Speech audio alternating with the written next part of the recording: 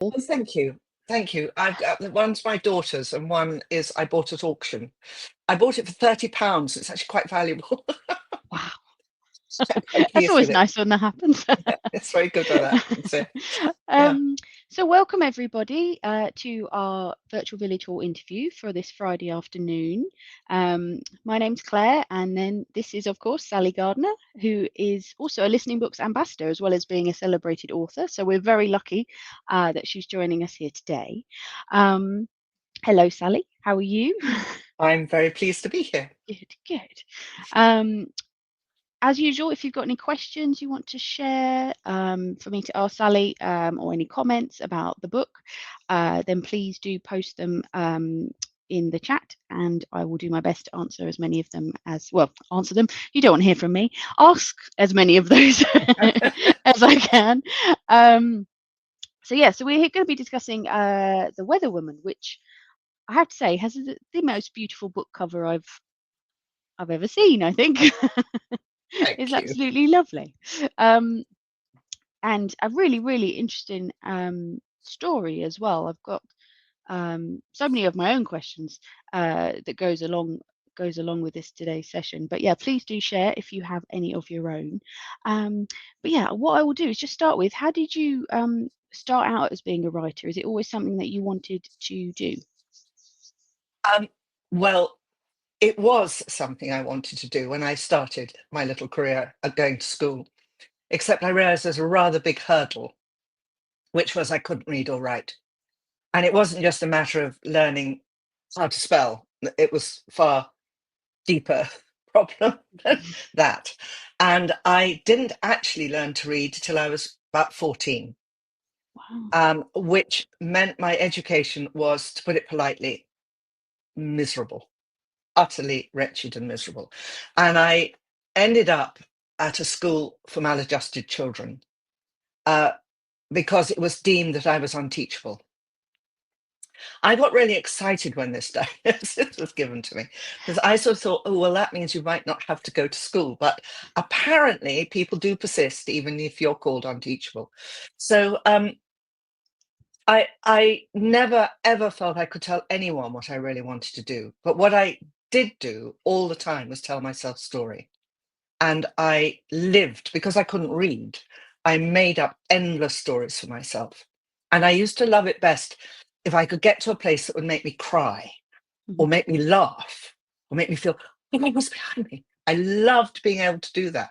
And then I'd have really good bits of a story. And I think, "Oh, just got to get back there. I've got to get back there. How do I get back there?"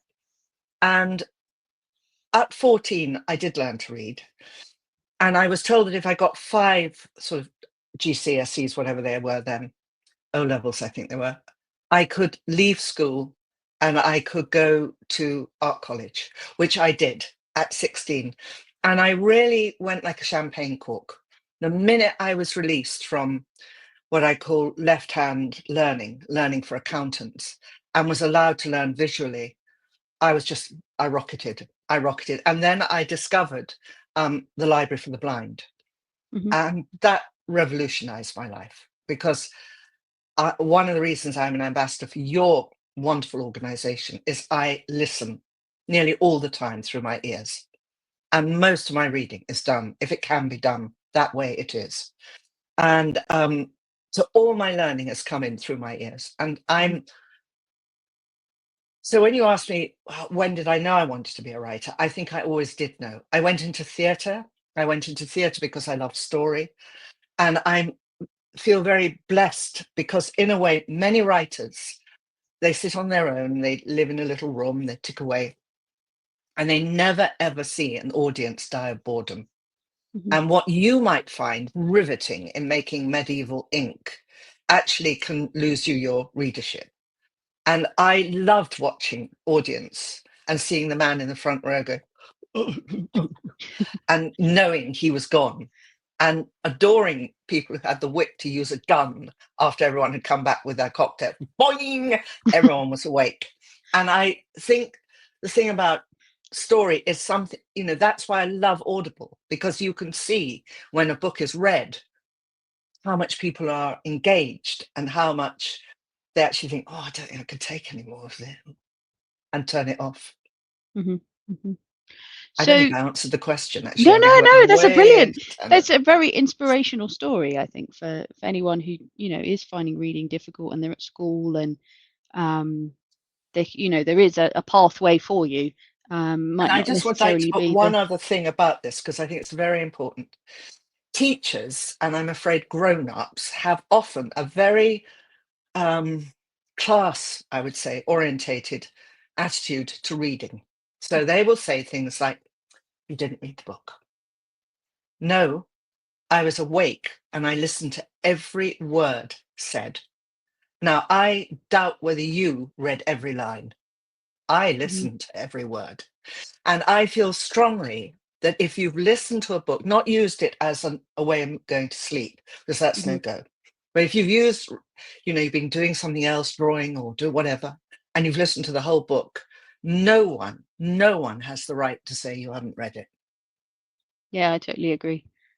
Mm. Absolutely agree. Um, so turning to the Weather Woman, Yeah. um, what inspired you to set this book in the Regency period? Is that what I'm saying? Yes, If I it put was is. yeah. Well, it is. It's set in 1789, and it goes on. I have to be careful about this. I think it goes on to 1813, 1814. Mm, And I wanted to do it between the two major frost fairs. And that was really the big thing for me, with these two sort of bookends. mhm, And I mean, I came up with this idea. I thought it was just an extraordinary, having a woman who's in a way, she is autistic. There is autism in her. She is definitely not thinking like everyone else in Regency. She is incredibly clever. She cannot make sense of the world, really. It baffles her. And she cannot understand why people can't read the weather. To her, it's extraordinary. But in the time I've written it, it was a time where people didn't dare look up at the heavens in case they saw God's feet. mhm, And that would be terrible. um and so you just accept that the weather would do everything in one day, and you couldn't argue with it. And it was really the beginning of people thinking, well, this is silly. How do we tell the weather? There are some sure signs. Sailors have them, farmers know them, people who live on the land understand it, but why don't we? And so it was an idea about a girl who lived in London and had this incredible gift of knowing, so if you asked her in July what the weather was going to be like on a certain date, she could tell you. yeah. I love the way she says, I think quite early on, she says, why aren't they listening to the ice? Why are they not paying attention to what it's telling them? Um, The ice is very which interesting because it thaws from the bottom up. So you never know it's going. mhm, And that's what makes it so unbearably dangerous. So when the river, so it's an extraordinary thing, a frost fair in London. There were other frost fairs in York and other places, but mm, London frost fairs were phenomenal because there was no Blackfriars Bridge at the time I start writing this, but there's only London Bridge. And if you think that the ice has for it to be a frost fair, to go from Blackfriars to London Bridge, and it has to freeze down to the bottom to it be classed as a frost fair. mhm, And when it did that, it was so weighed, you could bring an elephant across it. The last frost fair, they brought an elephant over it. And it still, fascinates me that that could happen. I mean, I remember being very little and the very severe winter in the 60s we had, and seeing the river freeze a little, but nothing compared to what happened in days of yore. mm. I think it's a lovely way to start the book with the frost fair. It really sets the scene of um, kind of the time period, but also where she is at because she's obviously very young at the very start of the book, and um, how her life is kind of evolving with her parents. there and kind of taking over places and things. So yeah, it was a lovely way to start the book. I really enjoyed that part. We've got a question from Amy. She says, "Hi Sally, is it difficult to do all the world building that happens in this novel? How do you go about that?" Um, I love world building. I really do thoroughly enjoy it. I think you need to do a lot of research. You need to know your period. I've written quite a lot in historical, so I'm very specific about my research. So I knew I wanted the river. I know certain areas I want to really concentrate on. And I think it, in a way, once you know the colors of your palette, you can start building your world. I think when you're not sure how to make blue, how to use color, you're sort of, you can't build anything. So research is very important, but not to show it. I think that is something I feel very passionate about. I think a lot of books, too much research is shown. And in a way, you can do fictional books for that. You don't, I mean, non-fiction. Hmm. But with fiction, it's best to sort of trust yourself and the knowledge you have of the world you're building. Hmm. But it's That was a great layers. question. It's layers. Yeah, It's layers and layers and layers. Yeah. that's a great question, Amy. Thank you. Yes, it Um, is a good question. so there is a blend of themes and I say genres, I suppose. So there's kind of slightly fantasy elements, there's science, and it's also very much an historical novel as well. Uh, How would you describe it as for anyone who's not sure what genre it kind of fits in? I would describe it out of the box. It don't fit. You can't get it in. Um, it's a good story. I hope that's what it is. More than Mhm, anything else, it's a good story. And mhm, and it's a great love story. mhm, And it's a story about family, and it's a story about love in many, many variations, some bad and some very positive, um, of that period. mhm. It's it's nice to have a Regency romance because we had a lot of those in recent years. It's that this one's just a little bit different. I liked that about it. Um, um, because yeah, I mean, yeah, Regency romance is very, very popular, but this has had kind of like an edge on it, I think. Um, that was a bit more imaginative, I suppose is the right word. I think um, it is. I think the thing about it is she is such a quirky character, mm, and I never really I put her out there. I knew how I was going to start it. I'm never very good at plotting. I mean, I sort of wish I was. People say to me, "Oh, for God's sakes, I'll try plotting," but I really can't do it. I like my characters to grow, and I sort of knew her the minute I started to talk to her. I sort of knew who she was, and then Cassie comes along, and I thought, oh, that really is interesting when she appears, because she is the counterbalance to Neva's not getting things quite right, mhm, and also Neva is the counterbalance to Cassie not getting things quite right. Um, and I really liked that, and I liked the.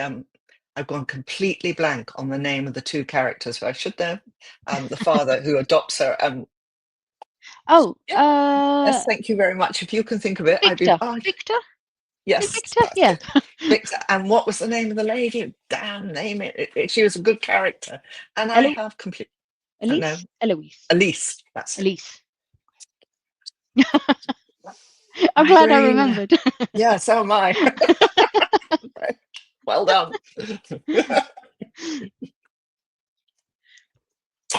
Yeah. Anyway, yes. And then I really, it all, I funny, I always get the beginnings. I'm really good at beginnings. I get them. And then I was describing it to somebody the other day because I'm writing a new book at the moment and I'm 20,000 words in. And it's like a bit like pushing off from the harbour. And then you realize when you're sort of 5,000 words, you can still see the harbour. And you think, Mhm, oh, no, I'm all right. I'm not really going out to sea. And then when you get to about 20, you think, oh. the harbour's quite far away, and I don't quite know where I'm going. I hope I'm going in the right direction. That's what I feel. So I'm really at the moment out there thinking it's a bit foggy. I do hope I'm going the right way, not going Do you, round in a circle. do you find it makes your characters, their actions slightly more authentic because obviously they don't know where they're going either, Yes, much you more, know? much more. Um, And also, it keeps you on your toes because they often do things that really surprise you. I know that sounds really bizarre, but they really do. If you give them their full rein and you sort of don't let the harpy on the shoulder go, "You're no good at this. You shouldn't be doing this. You can't spell. You can't write." If you don't get that little beast on your shoulder, often the character will do something really surprising.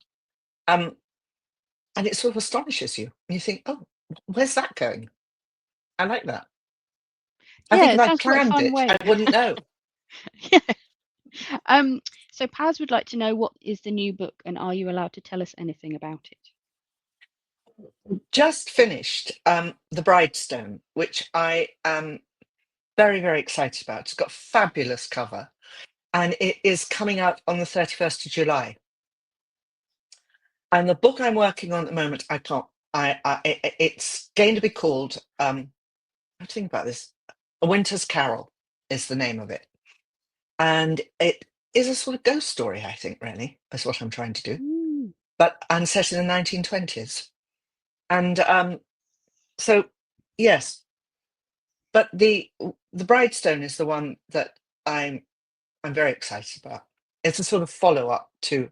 It's nothing to do with the Weather Woman. It's a different one, but it's set in 1796, and it's basically about a young man who comes back from being in prison in La Force in Paris in the French Revolution. He has been held as a political hostage, as a political prisoner, and he is being released, and he arrives back in London in a very shabby state, having taken quite some time trying to get back, to be greeted by his solicitor, who is, I've used Mr. Gutteridge from The Weather Woman on this one, a young Mr. Gutteridge, who tells him that he has, I think it's 2 days and 22 hours to find a bride. And if he doesn't get married in 2 days, 22 hours, he loses his entire estate, not his title, but his entire estate. And he has to find himself a bride. And it is a story of what he finds. mm. And she has a lot of history, as does he. Oh, I'm sorry. Sorry, that is Oh, annoying. I'm going to turn that off. Oh, mm. Sorry, I'm being class here. I'm not managing to turn the power off.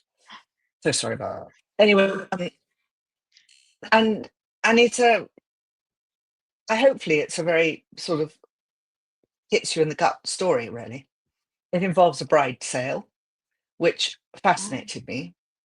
And Yeah.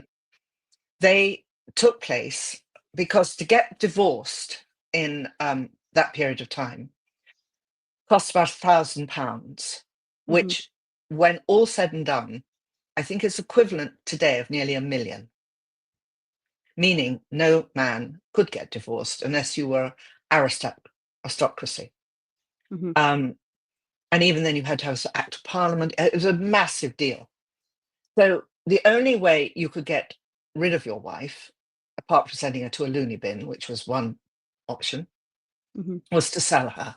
And as a wife was nothing more than chattel, you put a scarf or a chain or a rope round her neck and you took her to market.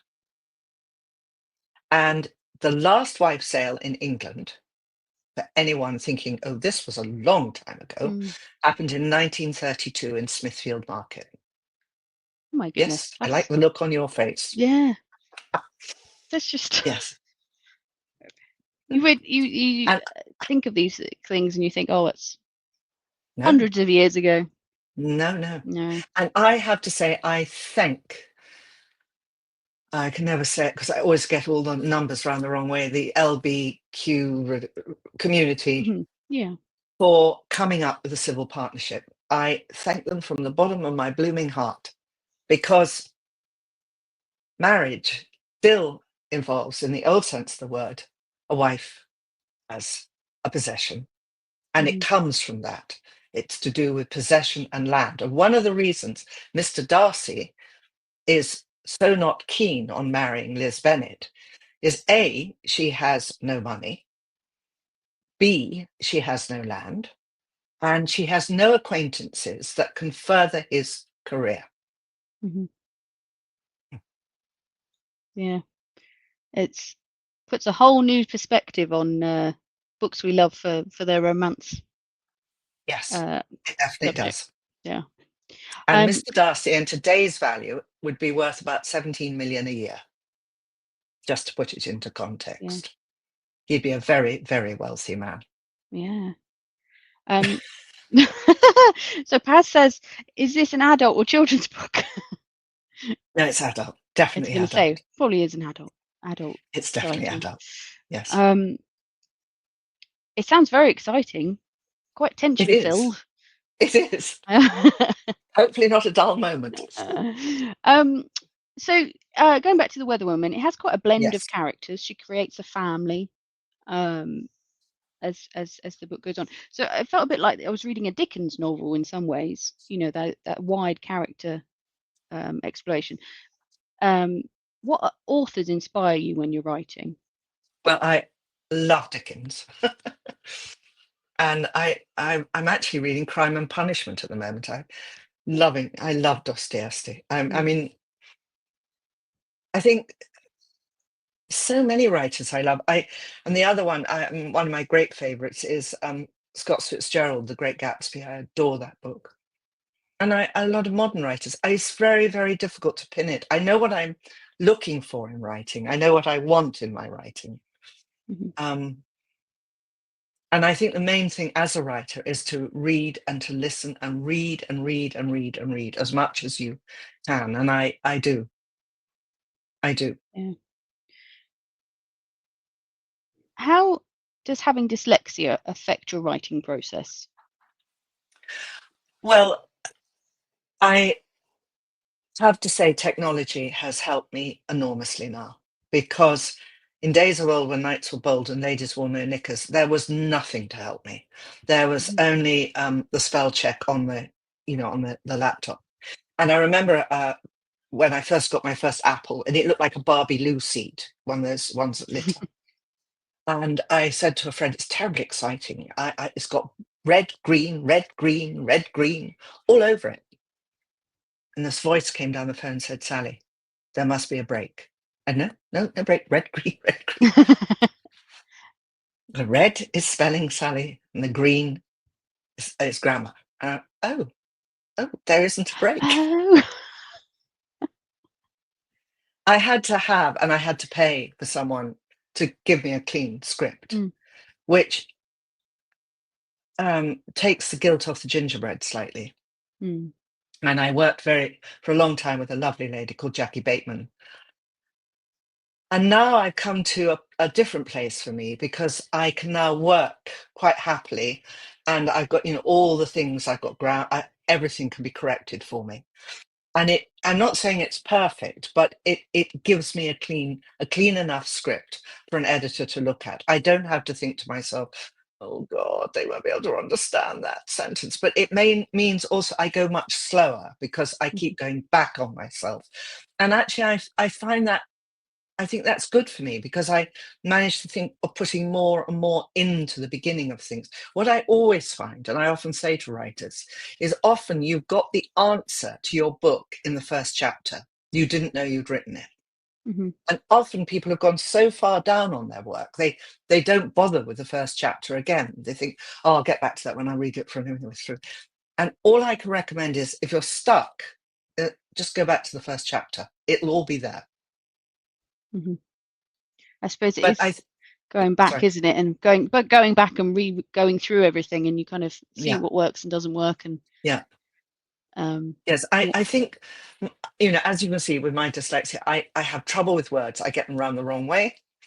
I have lots of trouble with things. And it's no good me trying to, even somebody says, oh, well, spell a word, example, let's say. I would never think it would begin with an E. Does it begin with an E? Yes. And then I wouldn't, I think it'd have an X. I mean, for me, the way I see words is so different from other people. And some words I can't even think, they sort of go into a mist of forgetfulness. I have no idea what they end up looking like. Mm-hmm. It is a challenge.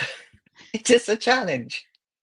But Yeah. you do it, and that's the brilliant thing. You bring these stories to life, even though it And is I a love challenge. language. Mm, And I love language. yeah, I love words. I love what I yeah. do. Talking of words, I thought the automatons, which is a brilliant word, Yes. automatons, was a really clever way to explore some of the themes of, identity. The way Never describes the chess playing bear eating her mother as she gets inside.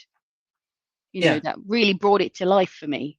How did you come up with the idea of automatons and kind of like wearing them as? Well, there was the very famous uh, the Turk, um, which happened just before the French Revolution. I can't quite get the date of it. I think it's about 1789, maybe a bit earlier.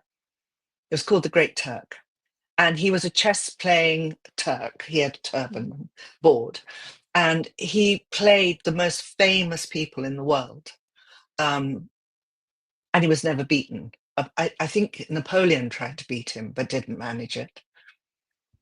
And he was finally discovered that he was actually an automaton. He was an automaton, but there was a man inside with a mirror so he could see the chessboard, Yeah, and then they could make the moves on the chessboard. But that it was a man inside. So that idea came to me, and I thought, well, I'll just use it. And I love the idea of the bear. I thought there's, because I wanted her to be on the cart in the winter, this little girl, this very vulnerable child, with these two very drunken parents who should never be in charge of a child and never wanted a child. That's the whole thing about this. And the only warmth she has is this bear. That's really what keeps her alive in that terrible storm, and also keeps her alive when the whole inn falls down, which was taken from a real account of what happened to a ship that came into the Thames. So in my story, Neva and her family have go to a little inn in Rotherhithe. And in those days, if you were a ship coming into London, you had to dock you by throwing down your anchor to show that that you had landed, you were in port. mm-hmm. And it was too iced, it couldn't. So they had a brilliant idea of taking the small anchor and putting over one beam, and the other anchor they'd put in the cellar. And they all got very drunk and very merry, and they went to bed. And of course, in the night, the ice moved and it pulled the whole of the inn down, killing 5 people in the inn. And I thought, well, that's perfect. I'm going to use that for Neva's parents to go. I would not have thought that was No. a real And thing. I have a dear friend called Adam Mars Jones who very sweetly reads all my manuscripts for me. He phoned me up and he said, Sally, this book falls immediately almost on the first page. I said, why? He said, because you've used a ridiculous, have a fire. For God's sake, do something else. No one will believe it. So in the very beginning of this book, I think, I'm just looking now, I think we put it at the very beginning. I put that this was a real,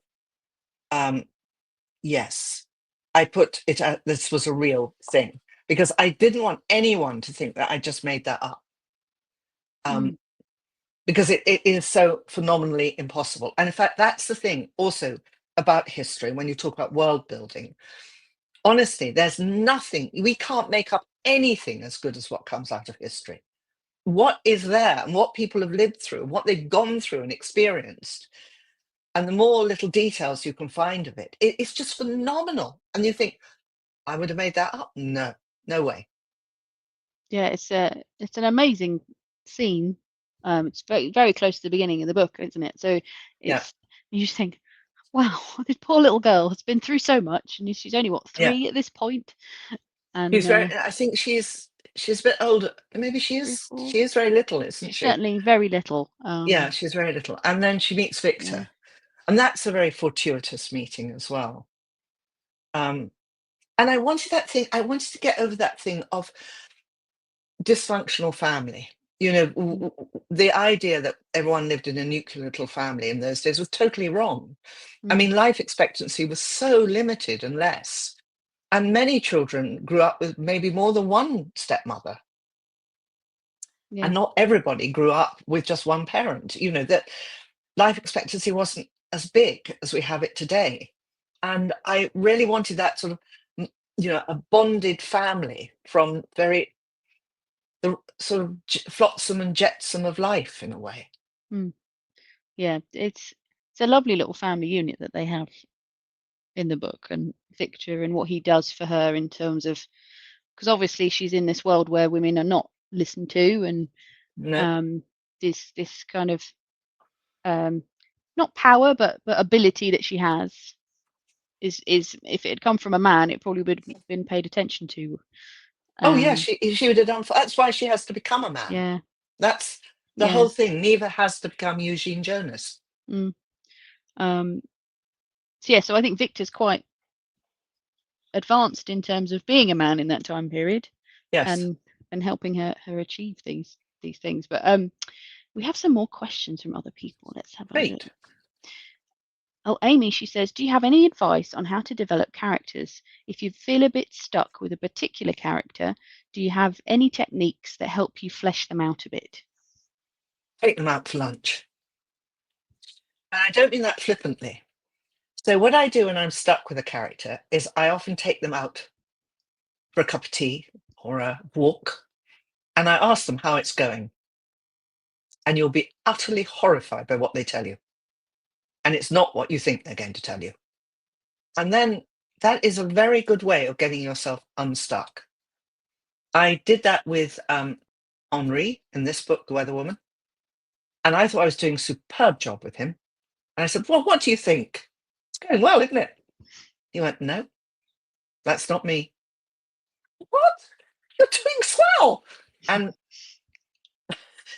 it's very good. It's very challenging. You have to allow yourself to listen to what you come up with, what your instinct comes up and tells you, not be frightened of it. Hmm. And you are playing God in a way with your characters, but also they do have their own thoughts and their own, if they're real and you can really make them real, in a way, their reality lies by not being just something you've made up. It's something you've allowed to develop in a way, allowed them to develop. Mm, I think it's very important that. cool. Thank you, Amy. That was a great question. So Kate would like to know, she says, hello, I'm a fellow dyslexic, late reader, art school graduate. Good. Any advice for developing writing skills? I've worked on this over the years, but I feel progress is slow. I'm an avid reader. Thank you. Is this because you want to write a book? Is that the question? Is that what she's asking? Oh, potentially, yes, I think so. Yeah, Just okay. developing those skills. The great thing about writing is you just got to do it. I mean, there is no magic apart from what's in your fingers, and not to put a critical voice in your on your shoulder.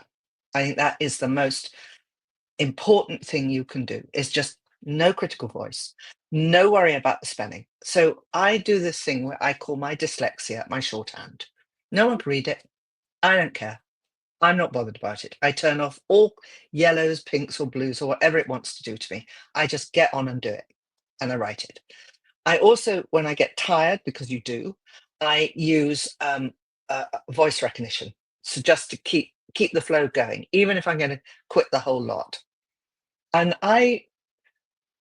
when I go on a good run, I would write about 1,000 words, and I tell you, I keep about 250 of them. So I just go for it. And I don't necessarily keep all of them. I just go. And then I do what I call sewing. I just stitch it bit by bit together, little bit by bit together. And I think the main thing is you just got to keep at it. This idea of setting off on a boat, 20,000 words, you can't see the harbour, just keep going. Just keep going. And don't question it. Yeah, I think it's easy to get disheartened when you read back something you've written and you think, oh, that's awful. I won't try anymore. um, Well, I don't think that is, mm, yeah, no, you mustn't go there. mm, I think that, I mean, one of the other things you can do if you're dyslexic is one of the ways I start, you can do it now because there's so many, you can write it all out. So you've got it all in front of you, and then you can read it. So you get a voice recognition that will then put it into word for you.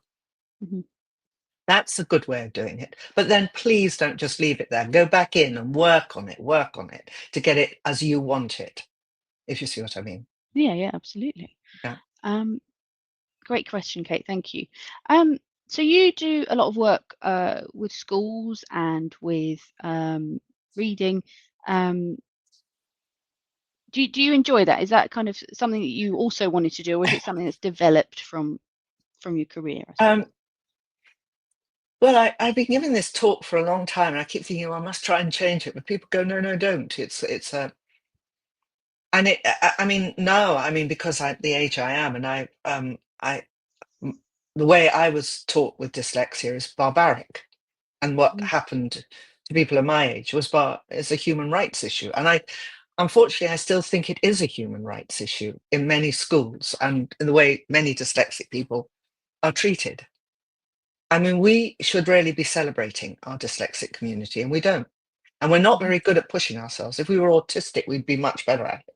But we don't have that skill. But when you look at the people like Steve Jobs, Bill Gates, you look at nearly all the high tech firms, a lot of them are dyslexic, autistic, dyspraxic, it goes on. And I personally see dyslexia as not in school, but afterwards, as an enormous gift.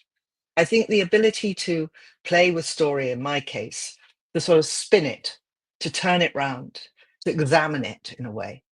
Um, I don't think I could do it if I didn't have my kind of brain. mhm, And I think the tragedy for dyslexic people is the lack of confidence. That we're so crushed by being told we're stupid, or no, no, you didn't say it like that. That we lose confidence, and that is our worst enemy: is the loss of confidence. mm, yeah. And at such an impressionable age for children as well, when Mm. I they're go still and do a lot in discovering. Yeah. Yes, I do a lot in prisons. I've done quite a bit in prisons, and I'm always, the Belmarsh prison. And I'm always surprised by thinking, oh well, these big men are not going to listen to me. I've got a snotty voice, and they will think there's nothing in common with me. But every time it turns out to be I was 7 and I couldn't read or write, and I got lost, and I became naughty, and then there was no way back, and nobody Mm, picked them up. Nobody picked them up. And the moment there's it's endemic, what's happening in families with dyslexia. They don't know they're dyslexic. They're not encouraging their children. Bright children are just being left to squander and be wasted. And, in a way, our country, what do we have as a country if we do not have the imagination and power of our young people and we do not harness it? What do we have? Nothing. mm, absolutely. Um, so some people might be familiar with Maggot Moon and your kids' books. Yeah. Um, and I've read somewhere that you write under a pseudonym for some of your adult titles, or you I did started. write, Would I, you I like did to? write under a pseudonym for 2 of them. Yeah. And then I wrote under a pseudonym for 2 of them. One was because it was sexy, and the other one was because it was sexy. And then everyone said, "Oh, could you please write under the name Sally Gardner?" And so I thought, oh, so Mm, yeah, I had to give up on that, and I had to sort of give up on sexy. I mean, Weather Woman does have a sex scene in it, mm, but I feel that I'm not embarrassed about that one at all. I feel that's a fairly consensual. a fairly powerful one for women. So that's good. Um, yeah, there's two books under a different name, Ray Delaney. Yeah, Ray Delaney. Is it? Do you approach them differently if you were thinking of your? Trying to phrase my question. With the two that you were writing under the pseudonym, did you approach that differently to how Yeah, you do as I yourself? did. I did. I sort of wanted to be naughty, really. I suppose. I've never been very good. I mean, I suppose if I'd been really clever, which I'm obviously not, I just stuck with writing for children. I just stuck doing, do you know what I mean? But I've never really been very interested in straight roads. I like crooked paths much better, and I like pushing myself, and I like feeling a little nervous about where I am. Mm, And after Maggot Moon, I felt, yeah, I really achieved something that I was really proud of. And I just thought I wanted just to change it a little, especially after Tinder. And then I wrote The Door That Led to Where, and I said, yeah, just a little change would be a good thing. and yeah, nice for you in terms of writing to write something a little bit different. Yeah, yeah, yeah. Um, And see if I could do it, see if I mm, could break out of a mold in a way. But it has its downsides because people go, oh, well, she's a children's writer. I don't read children's writers.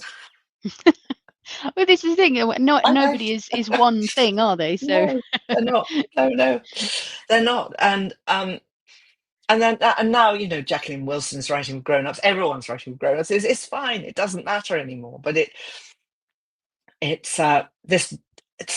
We've such desire to box people into one thing or other. You are this. You can never be that. And I hate it. I hate mm, it. yeah, and I think that comes across in The Weather Woman as well, where you're a woman and this is how you'll be, but that's not what she is, and she's No, do many she's not. things She's that a she chose very to do. good man as well. Yeah. She is a very handsome man, and she is a very successful man, and she is taught how to be a man. And I wanted to bring that in as well. That whole community of husband wives, they were called wives and husband of the gay community, which was really proactive in that period of time. Um, and I use a couple who helped Neva to sort of develop Eugene Jonas and be realistic about being a man. And I used it from a historical couple who ran a pub together. And there were many such very successful undiscovered marriages. Mm. Mm. Yeah, it's Men didn't think they were mm. at all worrying, by the way. They were not at all worried about them because they were both women and they both do very badly. Yeah, it's great, isn't it? Oh, bless him. Bless them. It's the other thing I always find so interesting. It's always his story, Mm, history. It's never her story. mm, And we're we as writers are always dealing with his story. It yeah, it's finding in the slipstream her story. yeah, absolutely. Um, so your next book is The Bride Stone, Yes. which I know we've touched on briefly. Yeah. How would you describe The Bride Stone? Hell of a book to write. It was a hell of a book to write. I would describe it as a book I'm very proud of. I think it's a true romance, a true adventure, and a little bit of a mystery. That sounds great. And I was Honestly. delighted to write the end. Do you get like that? You're like, I've reached the end. That's great. I'm not going to write another one for at least No, a year. I Just have got two more under the. No, no, no. I keep just keep going. going. I keep going, but I do. I think I write one, and I've got one on the back burner, sort of in the slow cooker. So just occasionally I go back to it and think, no, I could do it. Oh, Do you end up sometimes writing something for one book and thinking actually it'll be better in the next one, or the other one that I'm working No, on no. very No. much focused on the And the one I'm doing at the moment, I'm in first person, and that's just a joy to go back to. I've forgotten how delicious first person is. mm, Except the one thing you can't do in first person, which is slightly obvious really, is know what's behind the door. Yeah, you really are a bit stumped on that. You know, you can't just suddenly make magic happen like that. Oh, I know what's behind it. You don't. And I yeah, love that that. would be You can't just sort of go around the corner and go, oh, yes, I see what's happening. I know completely what's going on. I know completely what's going on. No, you don't. And No, are you trustworthy? Are you even telling the truth? You know, are you just being a fantasist? yeah, that's true. Actually, you would know nothing that the author would know. Yeah. Someone said something quite, which rather struck me the other day, and I was reading it, and I thought, oh, that's quite true. If you can think of a reason why your character could leave, like now, could just get up and go, then there's nothing to keep you in the book or your character. hmm And I think there is a truth to that. You've got to have something that keeps them pinned there. Why don't they just do something different? You've got Yeah, to make that very that's real. true. Yeah. Yeah, We have a question from Joe. yeah. I should just say, everybody, we're nearing the end. So if you do have any questions you'd like to ask Sally, please pop them in the comments. Um, so Joe would like to know any advice and tips for using historical sources in fiction, how to get the right balance of facts, but still letting the magic of the story itself be the focal point. All right. This is a very good question, one I've been thinking about a lot. So we have to think about what it's like when we go out to tea with somebody or lunch. We don't sit down immediately and have a conversation about the pressing issues of our time. Mhm. Most of us will go, oh my God, Claire, you've got new glasses. I really love them. Where'd you get them from? We will sit and we'll talk about ourselves or about something else. And we may just occasionally bring up what's happening in the world. Oh, by the way, did you read about the Battle of Waterloo? Oh yeah, he won. You know, what I'm saying is be very careful with your research and think about yourself in a situation. The thing that defines us from different is we have different gadgets. We're talking on computers. We have a nuclear bomb. We have many things that change everything for the. But actually, we are exactly the same. We are vulnerable. We're looking for love, looking for validation, and a reason for being here. And those have been the same all through the world, forever and ever, as long as man has ticked on and looked at a star or a god or whatever. Bear that in mind. And then be specific about your historical. If you're doing, for instance, I did 2 books on the French Revolution. It's no good doing the whole of the French Revolution because you'll be 80, right? And you won't even have understood a bean on it. The best thing to do is to go in where you want your story to be. So get a general overview of your period and then be specific about what you want and where you want it to be. So if it's in a house and it's just going to be between 5 people, then just study what the house would be like, what the garden would be like, everything that touches upon them. But don't worry too much about the world view because you're going to be so defeated. And the other thing is, I think, don't overdo dresses. The great desire to sort of endlessly explain every bloody dress there's ever been worn in a book. Wake me up when you go. I don't know about you, but it's very rare we go, oh my word, look at you. Where did you buy that Prada? I wonder. It's not often that happens. Yes, in Regency England, you have to be in a Pacific area or a Pacific bracket of money to really be bothered that much about clothes in the first place. And I think, again, all that gets so overdone and overcooked. When you look at Jane Austen, she hardly really brings it in at all. Mm. And also, she doesn't hardly ever mention Napoleon or what's happening in the outer world. None of that seems to matter at all. It's all about the life of the Bennett sisters or wherever she is. It's a small world, and she's very specific about her world. And the other thing that I've often thought about, Mr. Darcy is one of the greatest characters, romantic characters in English literature, for one simple reason. No, she doesn't describe him. Mm-hmm. He doesn't say he is tall with dark hair. He is small with ginger hair.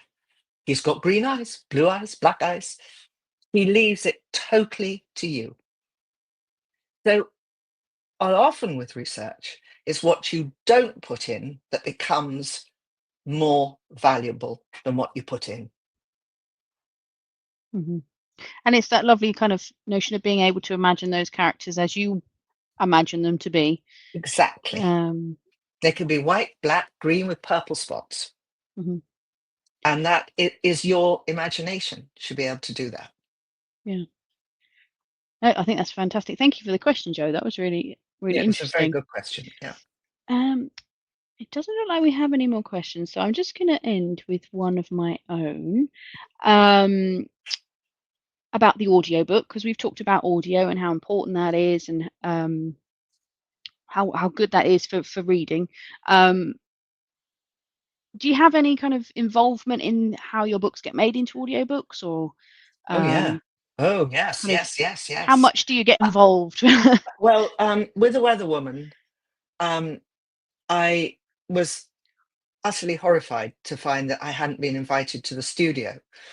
Audio to me is, I cannot even go to tell you how important it is. In fact, I think it's almost more important than the actual physical book. The fact that it sounds right, that it is right, that every word counts.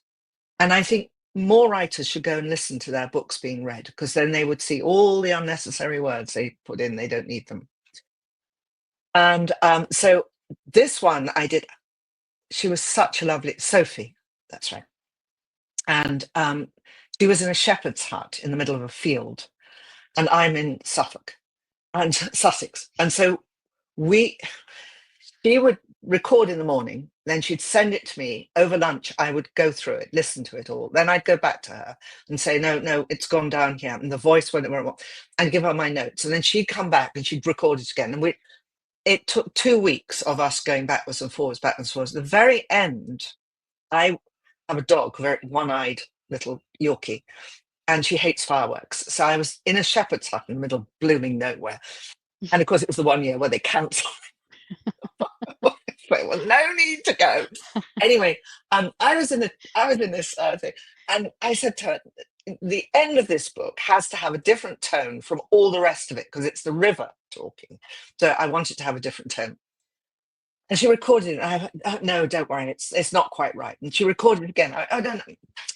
Look, don't worry about it. It's just that, just me being pedantic. Don't worry, it's nearly good. I'm driving along and I suddenly go beep, beep, beep. And I look down and she says, I've recorded it again. And I pull into a lay-by and I listen to it. And she got it. And I just like, wow. He said, yeah, well, I wouldn't have done that for many authors. I think because you've had this in your head for so long, and then you've put it on paper, and you want it to be how you expect it, how you're expecting it to be. So I think she did well to get that for you. She did very well. She did very well. Oh, fantastic. Thank you, Sally. That's been a really, really good interview. Thank you to everyone that's joined us this afternoon. Happy Friday. It's a great way to end a Friday. If you're dyslexic or have an illness, disability, learning difficulty, or mental health condition, and want to get more into audiobooks, and you're interested in becoming a Listening Books member, you can find more information on our website, and then I'm hoping there'll be some blurb at the bottom here as well. If you want to read The Weather Woman, it's Friday afternoon, The Weather Woman, you can borrow it through our website, and many other of Sally's books as well. Thank you so much, Sally, for joining us today. And I'm sure we will be speaking to you again about The Bride Stone as well. That would be lovely. Thank Thank you you very very much, much. everybody. Bye Cheers. bye. Bye bye. Bye Bye. bye. Bye bye.